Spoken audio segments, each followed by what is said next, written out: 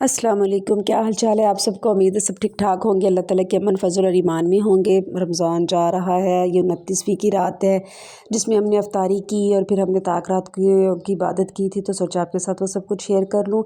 आज मैंने अपने बच्चों के लिए बनाया था, कीमे का पुलाव बनाया था, तो उसकी रेसिपी भी आपके साथ शेयर करती हूँ। और एक छोटा सा वाक़या है जिसमें आप लोगों को पता चल जाएगा कि जन्नत हासिल करना कितना आसान है। इसमें कोई मुश्किल नहीं है। ये नबी करीम का वाक़या जो आपके साथ मैं शेयर करूँगी, इसमें जन्नत का हासिल शायद इतना आसान है कि हम लोग तो उसको खुद ही मुश्किल बना लेते हैं। अच्छा जी, ये मैं बना रही हूँ, मसाला भून रही हूँ। उसके बाद मैं इसमें कीमा डालूँगी, दही डालूँगी। दही डालने के बाद इसको अच्छी तरह कवर करके भूनने के बाद फिर बाकी जो चावलों का प्रोसेस होता है हम बाद में डिस्कस करते हैं। एक दफ़ा नबी करीम सल्लल्लाहु अलैहि वसल्लम अपने लेके बैठे हुए थे, साहबा कराम को मस्जिद में लेके बैठे थे, मस्जिद नबी में।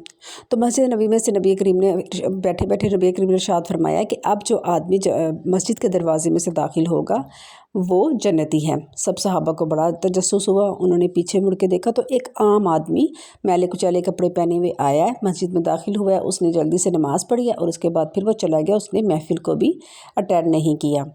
तो दूसरे दिन का फिर यही अमल हुआ कि नबी करीम ऐसे सहाबा कराम को लेके बैठे हुए, तो उन्होंने फिर यही कहा कि अब जो आदमी मस्जिद के दरवाजे में से दाखिल होगा वो जन्नती है। सब सहाबा ने पीछे मुड़ के देखा तो फिर वही आदमी था। तीसरे दिन फिर यही अमल गुजरा। नबी करीम ने इरशाद फरमाया कि अब जो आदमी मस्जिद के दरवाजे में से दाखिल होगा वो जन्नती है। सब सहाबा कराम ने पीछे मुड़ के देखा तो आदमी फिर वही था। सहाबा कराम को बड़ा सस्पेंस हुआ। उन्होंने कहा कि हम ये 3 दिन से आदमी आता है, जल्दी में नमाज़ पढ़ता है, ना महफिल में बैठता है, ना बातचीत करता है, ना नबी करीम के लिए वो उसकी है जो हम लोग नबी करीम के लिए साथ करते हैं, तो फिर ये किस तरह से जन्नती हो सकते हैं। खैर, एक सहाबा को जो सस्पेंस था वो थोड़ा ज़्यादा अरूज पे पहुँच गया। उन्होंने ना उसको अपने घर रात के खाने पर बुलाया। रात के खाने पे ये देखिए जी कीमे को मैं अच्छी तरह भून रही हूँ। तो जब ये देखिए घी अलग हो गया, अब हम इस पर पानी ऐड करेंगे और उसके बाद फिर चावलों का जो बाकी मामला है वो होगा। अच्छा जी, तो उन्होंने उसको खाने पे घर पे बुलाया। वो आदमी आया, उसने खाना खाया। खाना खाने के बाद उसने नमाज़ पढ़ी और वो सो गया। जबकि वो जो सहाबा कराम थे वो तो उन्होंने खाना खाया, उसके बाद फिर उन्होंने नमाज़ पढ़ी, उसके बाद नवाफिल पढ़े, फिर उन्होंने तहज्जुद पढ़ी और कुरान पाक की तिलावत की और पूरी रात ऐसे ही उन्होंने गुजार दी। जब दूसरा दिन हुआ तो उस आदमी से सहाबा ने पूछा कि आपके अंदर ऐसी क्या बात है कि नबी करीम ने आपको जन्नत की बशारत दुनिया में ही दे दी है, जबकि हम में से तो किसी को भी ऐसा नहीं कहा गया। हालांकि हम तो इतने रोज़े रखते हैं, हम तो तहज्जुद गुजार हैं, हम तो इबादत करने वाले, हम तो क़यामुल लैल करने वाले हैं, लेकिन हमें तो जन्नत की बशारत आज तक नहीं दी गई। फिर आप में ऐसी क्या बात है।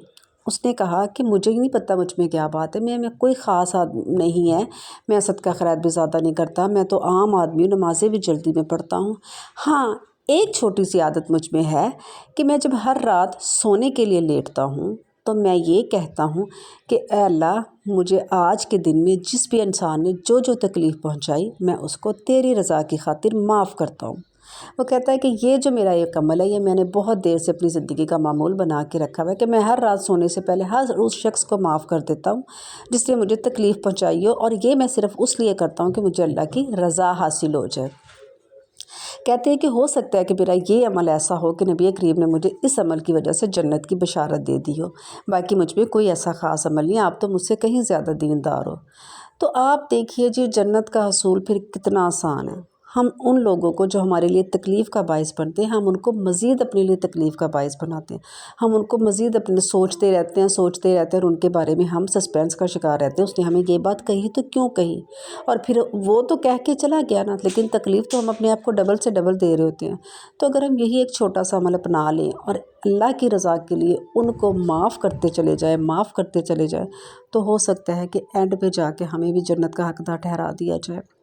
ये जी, अब हमने इफ्तारी के बाद अब ताक रात है, 29वीं की ताक रात थी, तो अब हमने उसका एहतमाम किया। ये मेरा बड़ा बेटा है माशाल्लाह, ये उसका एहतमाम कर रहा है। तो इस तरह से फिर हमने उस रात की इबादत की और अल्लाह ताला की रज़ा हासिल करने की हमने भी कोशिश की।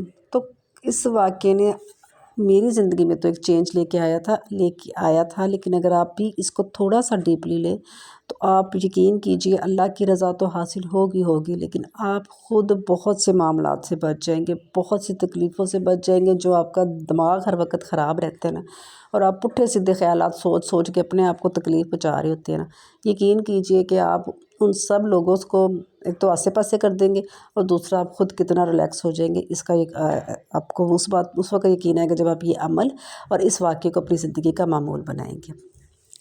اللہ حافظ۔